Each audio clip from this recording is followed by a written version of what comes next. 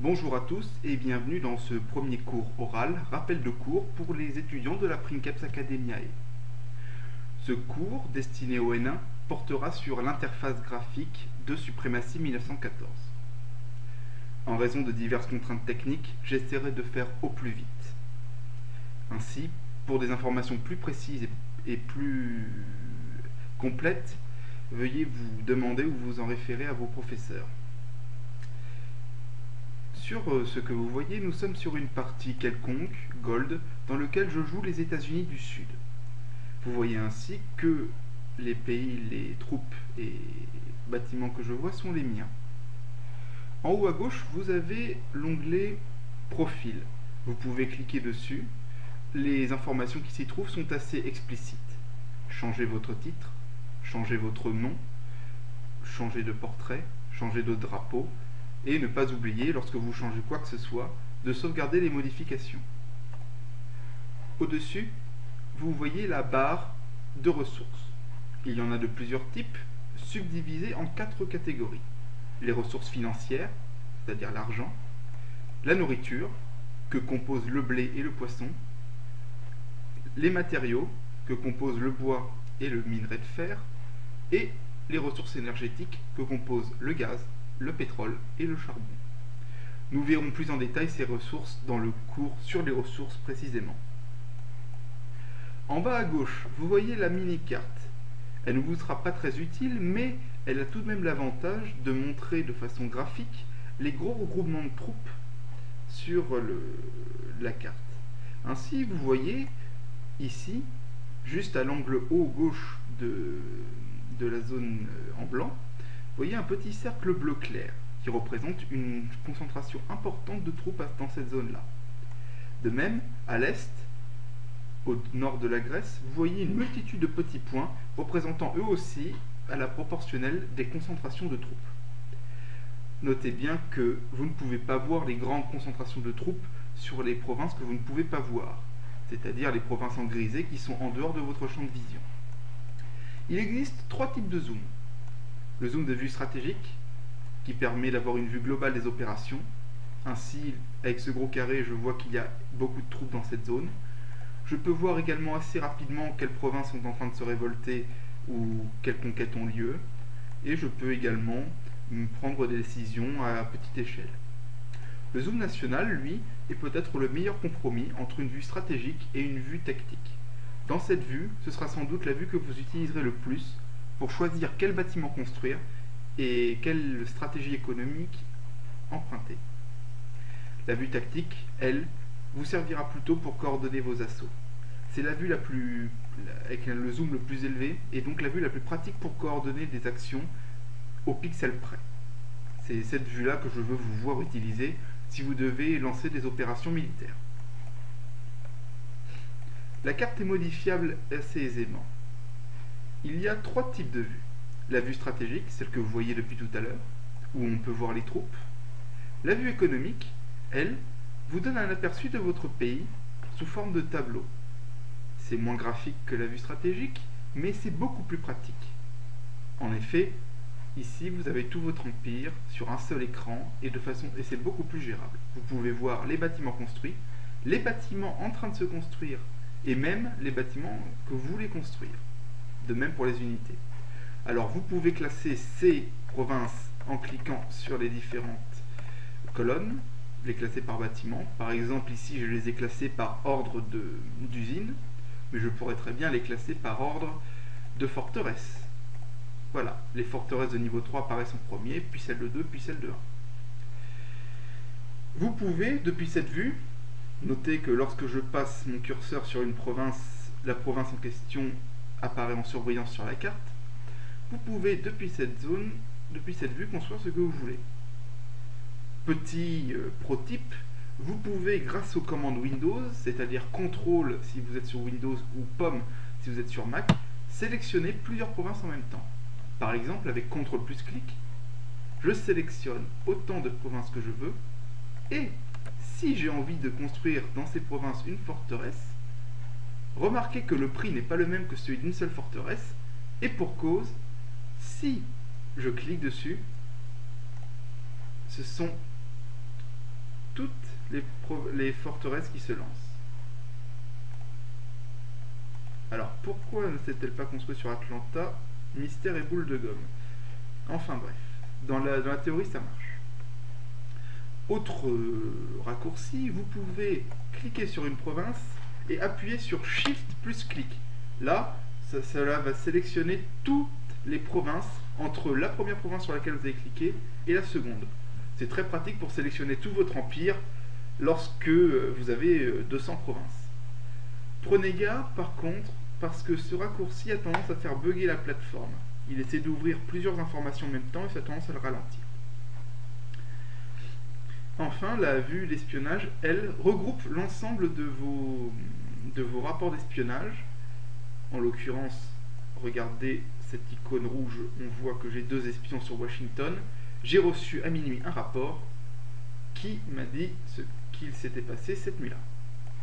Vous pouvez recruter ou licencier des espions, mais ça nous le verrons sur le cours concernant l'espionnage. Pour revenir à la vue stratégique, vous pouvez personnaliser chacune des vues selon votre envie. Il suffit pour ça de cliquer droit, une petite pop-up ouvre, et vous pouvez choisir d'en voir les options, différentes vues qui sont plus ou moins adaptées selon la situation ou vos envies. Alors, il est dommage de se priver de la vue des armées en vue stratégique, mais ça peut être pratique si vous avez juste envie de prendre un screenshot ou de voir la carte sans qu'elle soit polluée par les troupes. Et croyez-moi, lors des grandes guerres, il y a tant d'unités dans tous les sens qu'on ne voit plus grand-chose. Autre option, vous pouvez ajouter les ressources. Ici, vous voyez que chaque province en dessous voit le petit sprite de la ressource qu'elle produit affiché en dessous. Là, c'est très pratique pour comparer d'un seul coup d'œil qui on va attaquer, ce qu'on doit défendre, etc. Autre possibilité, dont je ne me sers jamais, mais pourquoi pas, ce sont les noms. Oh mon Dieu! Oui. Alors, là, vous voyez que chaque province voit apparaître son nom. C'est un peu plus lisible en mode tactique. En vue stratégique, c'est assez difficile. En vue nationale, ça va, mais c'est surtout en vue tactique. Bon. Je vous avoue que je ne m'en sers pas des masses pour une seule et bonne raison. Vous appuyez sur CTRL F ou pomme F si vous êtes sur Mac. Cette petite pop-up va ouvrir. Vous pouvez, grâce à cette pop-up, trouver n'importe quelle province qui est sur la carte. Imaginons que je cherche Paris. Je tape Paris, il me la trouve. Si je clique sur Paris, il va m'y emmener. Et voilà. Et il se donne même le droit de la mettre en surbrillance. C'est hyper formidable. Pour quitter cette fenêtre, appuyez sur Échappe tout simplement. Une autre possibilité que j'aime plus pour ma part, c'est la possibilité d'afficher le moral. Alors oui, on l'avait déjà en vue économique. C'est vrai. C'est la même chose. Mais, chose que la vue économique ne fait pas, c'est que quand vous activez le moral, ici, c'est toute la carte qui est coloriée. Ce qui est extrêmement pratique pour voir quelles provinces sont à feu et à sang, et ou l'évolution relative de vos voisins. Par exemple, ici, l'allemand est plutôt bien évolué, mais quand on regarde, une bonne partie de son empire est dans le rouge. Nous verrons tout ceci dans le cours sur le moral, mais retenez juste que plus une province est verte, plus le moral est haut, plus une province est rouge, plus le moral est bas. Je remets la vue telle qu'elle est normalement. Et nous allons évoquer le dernier point de l'interface, de la carte, qui est la représentation de l'armée. Actuellement, lorsque vous ouvrirez votre carte, vous serez en représentation de style d'icône. C'est-à-dire que pour des besoins d'ergonomie, chaque unité est représentée par une icône qui lui ressemble. Un avion égale un avion, une voiture égale une voiture, une infanterie égale une infanterie. Impossible de se tromper. En revanche, plus vieux, et ce que les vieux loups de mer comme moi ont connu, c'est le style de pion. Un peu plus compliqué, il est néanmoins indispensable en cas de vrai conflit, pour la simple et bonne raison que, contrairement à la représentation d'icône, la représentation par pion permet de localiser et de diriger au pixel près ses troupes. Voyez ce rectangle, c'est une marine. Je remets en style d'icône, voilà. Sur quel endroit se trouve précisément ce cuirassé? Il n'est pas possible de le dire, parce que son icône prend tant de place qu'on ne peut plus voir grand-chose. On ne peut qu'estimer sa place. Et ça, cela peut être très dangereux en cas de bataille navale, en raison des zones de bombardement. En revanche, si je mets en style de pion, vous voyez, je sais exactement, au pixel près, où se trouve mon cuirassé. Ce qui me sera d'une grande utilité si je veux le déplacer ou le positionner à portée exacte de mon adversaire. Cela marche aussi pour la fuite ou les manœuvres, mais ça nous le verrons dans le cours approprié. Je remets en style d'icône. Concernant les unités, lorsque vous cliquez sur une unité, vous avez un récapitulatif rapide de son moral, de sa mobilisation, de sa force, et vous pouvez modifier le nombre d'unités que vous désirez sélectionner sur une troupe. Par exemple, si je clique sur cette troupe-là, et que je ne désire sélectionner que l'infanterie, je peux cliquer sur l'artillerie, les baisser, et je n'ai sélectionné que l'infanterie, qui se détachera du reste. Vous pouvez également, plus rapide, c'est une question de choix, cliquer pour enlever ou ajouter un type d'unité. Alors, ne vous préoccupez pas de ceci, ce sont des options de haut commandement, je vous en parlerai dans un cours précis, mais si vous n'avez pas payé, vous n'y aurez pas accès. Pour revenir sur les éléments de la carte, il y a 4 petits sous-onglets qui vous seront extrêmement utiles. Le journal. Le journal est un récapitulatif de ce qui s'est passé dans le monde pendant la journée ou pendant la partie. Vous pouvez changer le jour en cliquant sur ces flèches et ainsi remonter dans le temps.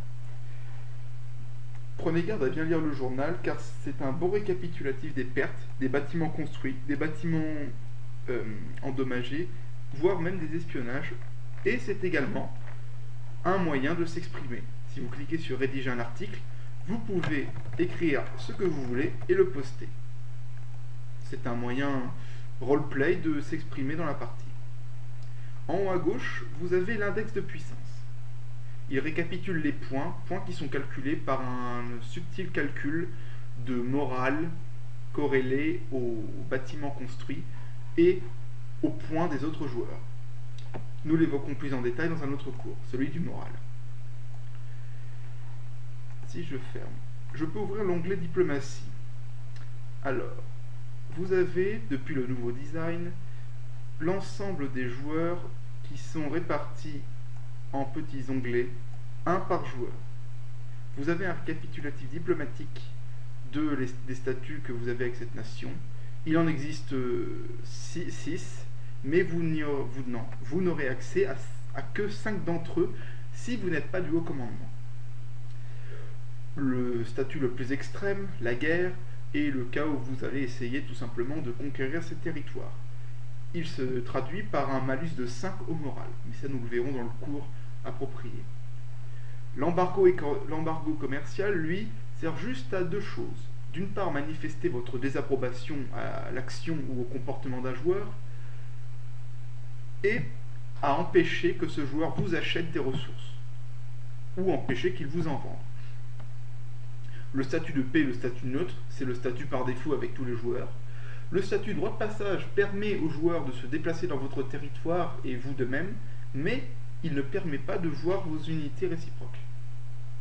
Le partage de la carte, lui, est une alliance forte. Vous pouvez traverser les territoires et vous pouvez également avoir leur ligne de vue. Vous voyez ce qu'ils voient et ils voient ce que vous voyez. Concernant les joueurs, lorsque cette icône apparaît, cela signifie que le joueur est joué par un être humain. Lorsque cette icône apparaît, cela signifie que c'est un joueur humain qui est passé inactif et qui est donc remplacé par l'IA. Cette icône, elle, indique qu'il s'agit d'un joueur PNJ, c'est-à-dire un ordinateur. Vous pouvez classer de différentes façons vos contacts, je vous laisserai le découvrir par vous-même. Notez juste que l'onglet correspondance est assez pratique puisqu'il classe les joueurs et pays selon l'ordre dans lequel ils vous envoient des messages. C'est-à-dire que les messages les plus récents mettront les pays concernés tout en haut. Il y a un petit récapitulatif pour chaque pays de sa situation, la population, le moral moyen, la taille de l'armée connue, c'est-à-dire la taille de l'armée que vous voyez si vous avez un partage de cartes ou que vous avez découvert par espionnage. Le jeu est un petit peu con-con de ce côté-là, c'est-à-dire que si vous voyez 100 000 hommes ennemis à proximité de vos côtes, eh bien dans cet onglet, il ne considérera pas que vous en connaissez 100 000. Sans doute parce que c'est trop dur à coder en Java. Je n'en sais rien. Si vous cliquez sur diplomatie, en revanche, vous voyez le récapitulatif des guerres dans lesquelles sont engagés ce pays. La popularité globale est une option gold et vous n'avez pas à vous en occuper. L'onglet ressources, lui, on en parlera très très longuement sur le cours sur les ressources, mais pour l'instant, retenez juste qu'il s'agit d'un récapitulatif de votre production, de la consommation, si elle est satisfaite ou non, et c'est surtout l'endroit où vous pourrez modifier la consommation de votre État pour équilibrer les revenus et éviter que votre pays ne sombre dans la ruine. Comme je disais, il s'est divisé en 3 parties. Retenez bien, mais nous l'évoquerons plus en détail ensuite, retenez bien que bouger les barres modifie la consommation et non pas la production, comme peuvent le dire beaucoup de joueurs sur le chat. Enfin, dernière chose que nous évoquerons dans ce cours, c'est le marché. C'est un endroit dont on se sert plus ou moins, ça dépend vraiment des joueurs. Certains joueurs arrivent à devenir vraiment riches en l'utilisant, d'autres ne l'utilisent que très rarement. Globalement, c'est un outil qui n'est pas indispensable, mais si vous savez l'utiliser, ça pourra vous rendre des services. Vous avez pour chaque ressource un listing de ce qui est vendu et de ce qui est de l'offre et de la demande. Les offres en rouge, c'est de l'offre. C'est-à-dire qu'on vous offre tant de blé en échange de tant d'argent. Les offres de demande, elles, ce sont des offres d'argent contre des offres de blé. C'est-à-dire que si vous double-cliquez sur une offre vendre, vous payerez X argent, en l'occurrence 101 874 livres, même si je n'ai pas assez, et en échange, vous recevriez 11 195 blés. A l'inverse, si je double-clique sur une offre achetée, alors je donnerai du blé en échange d'argent. C'est-à-dire que si je double-clique, je vais vous montrer un exemple, mais j'y réfléchissais, je ne vais pas faire ça sur le blé parce que j'en ai beaucoup trop, pas assez, pardon. Plutôt faire ça sur le pétrole. Voici. Ça tombe bien, en plus il est relativement cher. Alors, voyez, je dispose de 2957 pétrole. Je vais en vendre 856. Tout ceci est instantané. C'est une chose importante à retenir, il n'y a pas de délai de commerce. Après, cela marche de la même façon dans l'autre sens, mais si j'ai besoin de 312 gaz, 54 352 pour que vous reteniez, 312, je suis immédiatement débité. Une autre manière d'utiliser le commerce est tout simplement de mettre ses propres offres. Cela marche de la même manière, acheter, vendre. Si vous vendez des céréales, ou plutôt du charbon, puisque c'est ce que j'ai le plus, remarquez que j'en ai 36 000, si vous en placez 1000 sur le marché à prix minimum de, disons, 5, alors vous serez immédiatement débité du charbon qui sera mis sur le commerce en attendant d'être acheté. Vous ne pourrez pas l'utiliser. C'est une manière d'éviter que des petits malins mettent des offres qui ne puissent pas être remplies. 36 000, 35 000. Notez que lorsqu'il s'agit de vos offres, vous avez plein pouvoir dessus. C'est-à-dire que si tout d'un coup vous vous rendez compte que finalement vous avez besoin de ce charbon, vous pouvez très bien cliquer sur annuler et les ressources vous seront rendues. Bien évidemment, ça marche aussi avec acheter, sauf que là, au lieu des ressources, ce sera l'argent qui sera immédiatement prélevé lorsque vous aurez placé l'offre.